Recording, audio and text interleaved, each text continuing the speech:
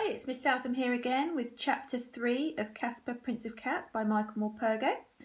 So Chapter 3, A Ghost in the Mirror. I cried myself to sleep that night. Mr. Freddy was right. The Countess had been like a mother to me. Not that I knew what a real mother was like, but she was certainly the mother I had always hoped to find. I had found her, and now she was gone. I had lost as well the first real friend I had ever had, the first person who had ever told me they liked me. I cannot tell you how grateful I had always been to her for that. In all my life I have never known anyone whose light shone so brightly, so brilliantly, and so briefly. The shock of her death stunned everyone. For days afterwards the whole hotel was plunged into a deep sadness. I hate to have to admit it, but to begin with I was too wrapped up in my own grief to notice Kaspar, nor to think very much about him and what would happen to him now that the Countess was gone.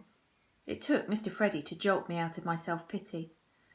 "I've been watching you, Johnny lad," he said to me one evening. "You've been moping around this place all day. You got to buck yourself up, you have. It won't hardly bring her back, will it? And I'm sure it's not what she would have wanted. You know that she'd have wanted. She'd like to have you go on looking after that cat of hers as well as you can, for as long as you can. And if you're feeling bad, think what that cat must be feeling. So you go up there, Johnny, and see to him. The Countess's rooms are bought and paid for another month least, so I've been told. I reckon it's your job to look after that Kaspar till someone from the family comes and fetches him away." So that's what I did. And that's when I began to notice how sad Kaspar had become. That's when I noticed something else too. Every time I went to be with Kaspar, it was as if the Countess was there in the room with me. Sometimes I thought I even smelled her perfume. Sometimes I was sure I heard her humming and singing. More than once, late in the evening, I heard that lullaby playing on the piano, and time again I thought I caught sight of her in the mirror. But when I turned around, she wasn't there.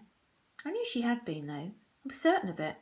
I wasn't frightened, not exactly, but it troubled me and made me feel uncomfortable every time I went into a room. It was obvious to me that Kaspar sensed her presence too. He was not himself at all.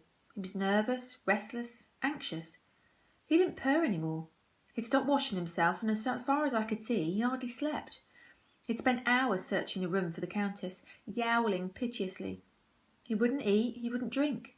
He was clearly pining for her. I decided that maybe if I took him out more often, for walks in the park, it might help him. He drank from the puddles then, which was something. I tried to reassure him all I could. I told him over and over again that everything would be all right. Sitting there on our bench one day, I promised him faithfully that I'd look after him, but I could see he wasn't listening. More and more he just didn't seem to care.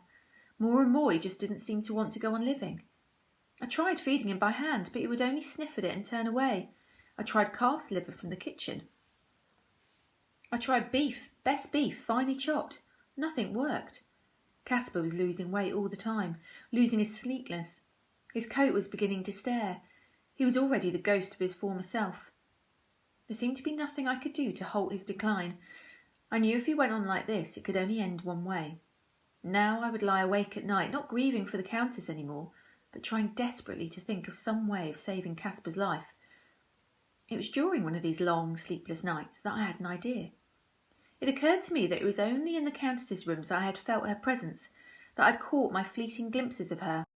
Maybe it was the same for Kaspar. Maybe that was what was troubling him. If I got him out of those rooms somehow and away from her, then he might possibly be able to forget her. I had it in my head that the only thing to do was to bring Kaspar up to my little attic room and look after him there. That way I could also be with him more often. But I knew from the start there would be problems. Sooner or later, as Mr. Freddy had said, the Countess's relations would be coming to collect her belongings, and no one knew when that would be. One thing was for sure, they'd be coming for Kaspar too, and they'd expect to find him in her rooms. And if he wasn't there, they'd be bound to ask where he was. Just about everyone who worked in the hotel knew by now that I'd been looking after Kaspar. I couldn't say I was keeping in my room, because we were absolutely forbidden to keep pets in our room. The house rules were very strict. No birds in cages, no goldfish, no cats, no dogs, no mice. In fact, no friends of any kind were allowed up in the servants' rooms, animal or human. Breaking any of the house rules would lead to instant dismissal.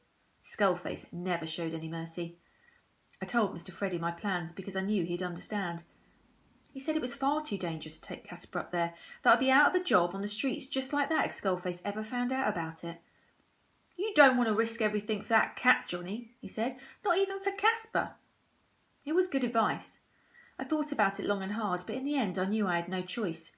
I could think of no other way of saving Kaspar.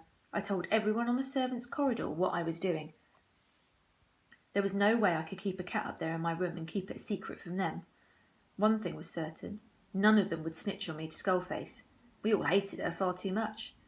Besides, they all realised by now just how ill Kaspar was, and they all wanted to help. He'd become quite a favourite. Late one evening, we all crowded into my room where Mary O'Connell, one of the scullery maids, made us all join hands and made a secret pact not to tell a living soul. Mary was an Irish girl from County Galway. She was a powerful character and had a persuasive way with words. She was very religious-minded, and she made us all swear on the Bible never to say a word.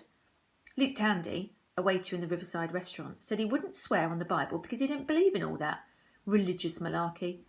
Well, you'd better believe something else then, Luke, Mary told him, wagging her finger at him. You say a word to a soul and I'll beat the living daylights out of you, so I will. All I had to worry about now was Skullface herself. She hardly ever made an appearance in our corridor, but we all knew she could come up there any time. We had to keep an eye out.